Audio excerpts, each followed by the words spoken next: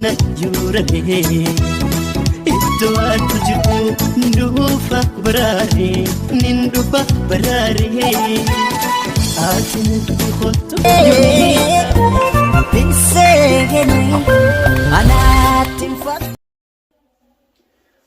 Assalamu alaikum warahmatullahi wabarakatuh. Kabajamtoota jaalatamtoota arafeetu arra maal qabattanii nu dhuftan jechuun keessa waan hafan qabne arra aanee jaalalaa waan inni haasa'u isinii qabannee dhufne jechuudha.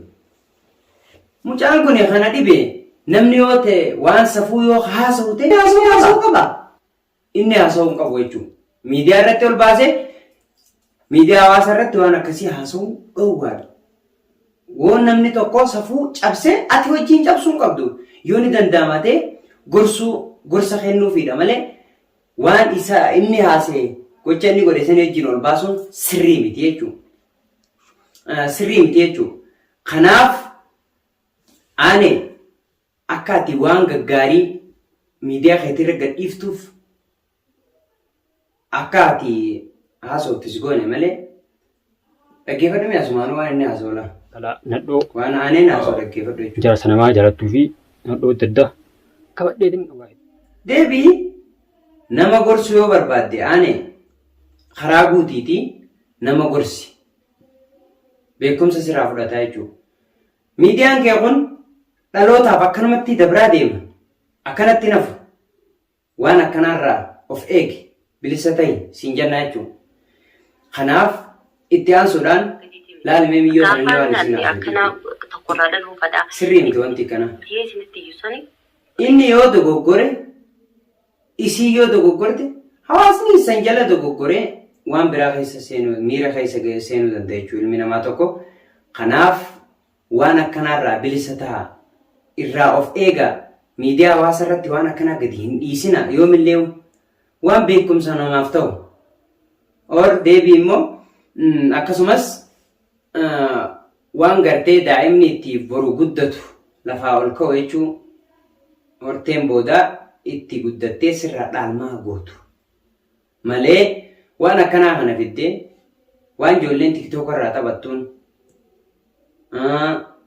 akkasumas jechuun nuti wanti ammaan tana aanee qabannee dhufneef akka miidiyaa hawaasaa kanarratti waan akkanaa hin haasoyin.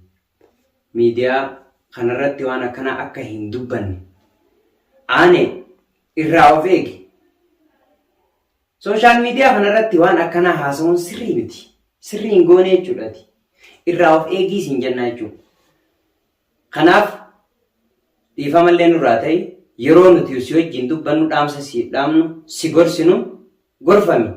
Lammaffaan akkanatti hin deebin. Safuudha jechuudha. Safuu cabsitee jirta. Isaan warra hojjete sanirra atiitu safuu cabsee jechuudha. Arra kanaaf itti hin deebin siin jennaa kun dhaamsa keenya. Deebii immoo waa'ee namarraa gisee haasoitu. Bilisa ta'e noormaalii ta'e haasa'i malee akkanumas zimbiloo fuutee gad fuutee namarraa akkasitti haasa'in. Si galee namarraa akkasitti haasa'in jechuudha. Kanaaf isin jaalanna, isin kabanya, akkasuma hawaasni keenyas galatoomaadha isiniin jennaa jechuudha. Viidiyoolee adda addaa aaneen gadhiisaa jira. Fuula sooshaal miidiyaa isaa irratti waan babbareedduu gadhiisaa jechuudha duraaniif. Kanaaf fuula sooshaal miidiyaa isaa irratti waan baay'ee haasa'aa ture mucaan kun beekumsa hawaasaaf kennaa ture jechuudha. Irra deebi'uudhaan ammallee isa isin dhageessifnaa waan inni duraan hojjechaa ture laalamee olmaan haala. Irratti khayrii dargatee akhiratti mirkaa'u. Deebii immoo gaafa ammanni waan akkanaa nufisu nuti irraan fudhannu jechuudha. Hawaasni itti qabna nuti. Fuula sooshaal miidiyaa hawaasaa irratti gaafa sooshaal miidiyaa banattee itti fayyadamuu jalqabde jechuudha. Waan akkanaa safuu eeguu waan namni barumsarraa baratu kennuudha malee waan akkanaa aanee sirrii hin goone. Akka duraan nu dalagu jirtu kanatti dalagi. Laalimee waan inni duraan dalagaa ture. Dhaloonni dhufu maal nurraa barataa jechuudha. Uummata kanaa maal nurraa barataa? Namaa kun ni jijjiiramaa jechuudha. Kanaaf beekumsa kee babal'ifadhu siin jenna. Nutilleen akka ati nuuf babal'attee nuuf guddattu ni feena ni jaalanna. Garuu gaafa ati waan akkanaa kana nuuf fiddu sirraa hin fudhannu jechuudha. Ani safuutii atillee ol hin baafne ilaalimee asirratti. Safuutii ol hin baafne. Beekaatiin si dhiise haasaa isaanii tokko tokko dhageessise malee safuutii ol hin baafne. Hin qaanfattu waan akkanaa kana haasa'u. Qaanyii jechuun inni kana safuu cabsuudha. Safuu cabsitee jirta.